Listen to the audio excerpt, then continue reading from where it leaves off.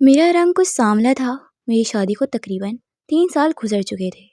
मेरा एक देवर था जो हर वक्त मुझे बहुत ज़्यादा तंग करता था। देवर की बातों से मैं तंग आ चुकी थी। एक रोज़ मेरे देवर मुझसे कहने लगा, भाभी आप बहुत ज़्यादा काली हैं और मुझे भी काली लड़कियां ही पसंद हैं। एक रोज़ मेरा देवर मुझसे कहने लगा, भाभी मैं काली गोरी की सवारी करने का बहुत ज़्यादा शौकीन हूँ। आपकी गोरी भी काली है भाभी, वो दिन कब आएगा जब मैं आपकी सवार करूँगा। मैं उसकी ऐसी बातें सुनकर पहले तो बहुत ज़्यादा हैरान हुई, लेकिन फिर मैंने बच्चा समझकर उसे छोड़ दिया और कुछ नहीं कहा। मेरे देवर की उम्र भी कुछ ज़्यादा नहीं थी। वो बामुश्किल से तकरीबन 15 साल का लड़का था। वो मुझसे ऐसी फरमाइश करेगा, मुझे कभी अंदाज़ा नहीं था। मेरे वहमो गुमान में भी नहीं था कि वो मेरे साथ ऐसी बातें करेगा।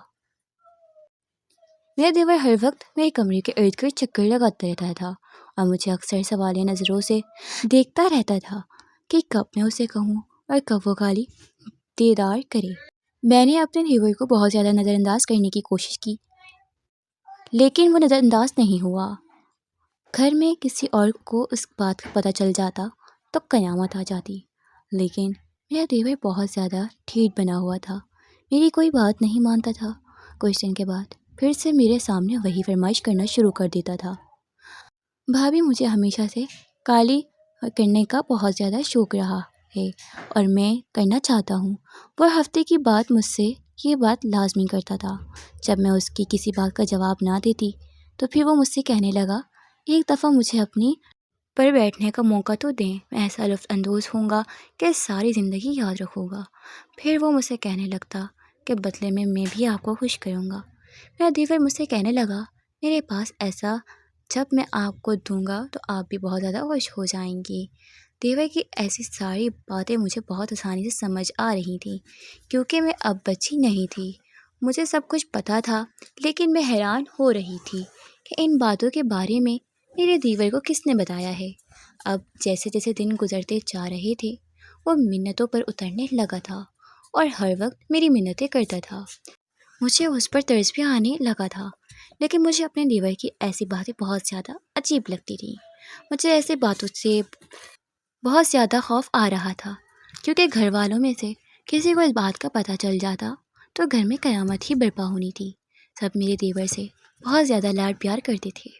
मैं नहीं चाहती थी कि कोई भी उसे इस बातों की वजह से मारपीट करे। पता नहीं वो किन आवारा लड़कों में बैठने लगा था, जैसी फरमाइशें मुझसे कर रहा था। अभी इस बात को तकरीबन एक हफ़्ता ही गुजरा था। मेरा देवर भी फिर मुझसे कहने लगा, भाभी मैं आपसे वादा करता हूँ घर में इस बात के बारे में किसी को कुछ पता नहीं चलेगा। बस मैं एक दफ़ा आपकी काली पर बैठना चाहता हूँ और उसकी सवारी करना चाहता हूँ।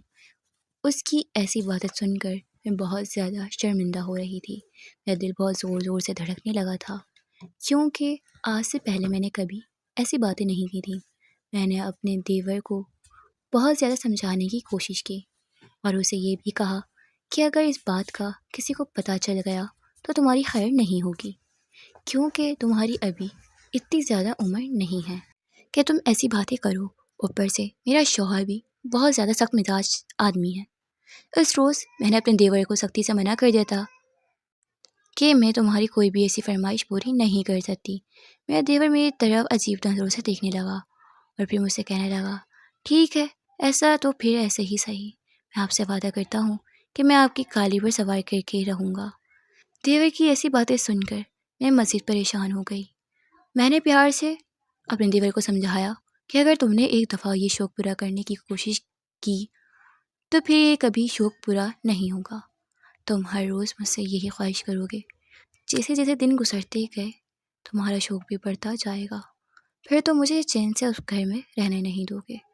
लेकिन मेरा देवर कस्में उठाने लगा और कहने लगा कि मैं सिर्फ एक दफ़ा सफ़र करना चाहता हूँ, उसके बाद मैं आपसे कभी कुछ नहीं मांगूँगा।